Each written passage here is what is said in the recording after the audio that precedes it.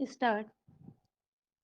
मन को लेकर हमेशा दुविधा बनी रहती है। इसे ज्यादातर लोग समस्या के रूप में देखते हैं। ऐसा इसलिए है कि हम मन को सही परिप्रेक्ष्य में देख नहीं पाते हैं। मन के सामने असहाय तो धनुर्धर अर्जुन भी हुए थे। मन को समझना बहुत जरूरी है। हम भूल जाते हैं कि हमारा मन मननशील है। वह निरंतर चिंतन मनन करता ही रहता है। इस मनन से ही मन का अस्तित्व है, यानी मनन है तो मन है। सारा मनन चिंतन शब्दात्मक होता है। हम शब्द के अभाव में चिंतन नहीं कर सकते हैं। शब्द और चिंतन का अभिन्न संबंध होता है। चिंतन विषयात्मक होता है। इस प्रकार मन और विषय के बीच शब्द के माध्यम से एक संबंध बन जाता है। मन को वासना रहित बनाने के लिए जरूरी है कि वह शब्द जगत से ऊपर उठे। प्रश्न यह भी है कि यह मन नाम और रूप से ऊपर उठे तो कैसे? इस नाम रूपमय जगत से ऊपर उठने के लिए प्रारंभ में हमें नाम और रूप का ही सहारा लेना होगा। हीरा केवल हीरे से ही काटा जा सकता है। विष का औषध विष ही होता है। ऐसे ही मन को अनाम तक ले जाने के लिए शुरू शुरू में नाम का ही आलंबन लेना पड़ता है। प्रारंभ में और भी सभी नामों से मन को हटाकर उस एक नाम के साथ जोड़ें। फिर उस नाम से भी मन को हटाकर अनाम में छलांग लगाएं। नाम सुमिरन वह खिड़की है जिससे अनाम के आकाश में छलांग लगाई जा सकती है। नाम शब्दात्मक होता है और शब्द अक्षरात्मक। अक्षर वह है जिसका कभी क्षरण नहीं होता है।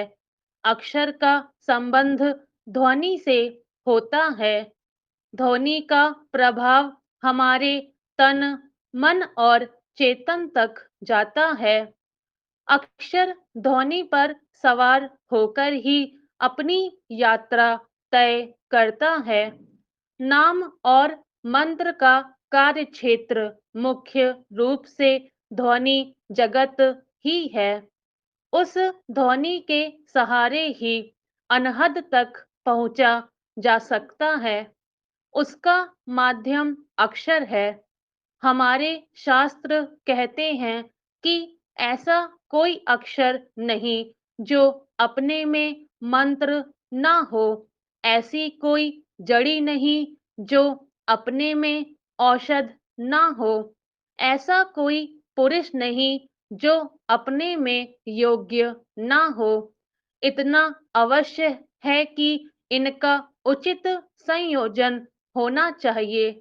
शब्दों के सही संयोजन से अर्थपूर्ण भाषा बनती है।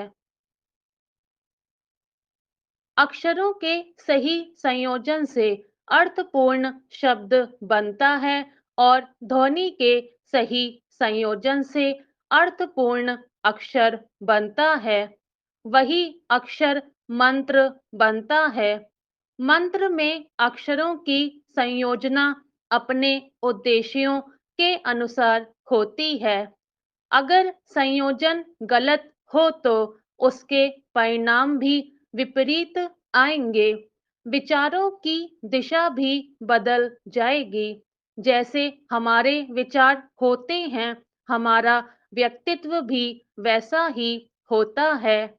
यह एक शाश्वत नियम है।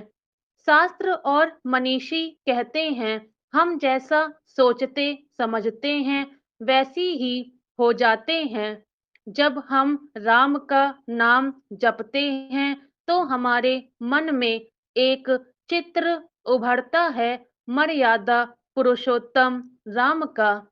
तब हमारे भीतर भी मर्यादाओं के प्रति एक प्रेरणा जागती है।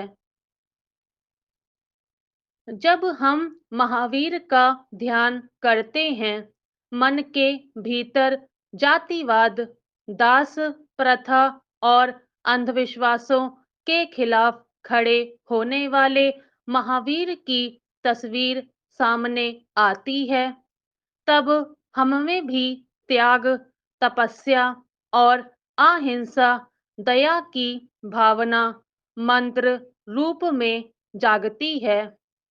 जीवन निर्माण में इन मंत्रों का प्रमुख स्थान होता है। मन यदि नाम और मंत्र के साथ एकाकार हो जाए तो उसमें ज्योति प्रकट होना अवश्यंभावी है।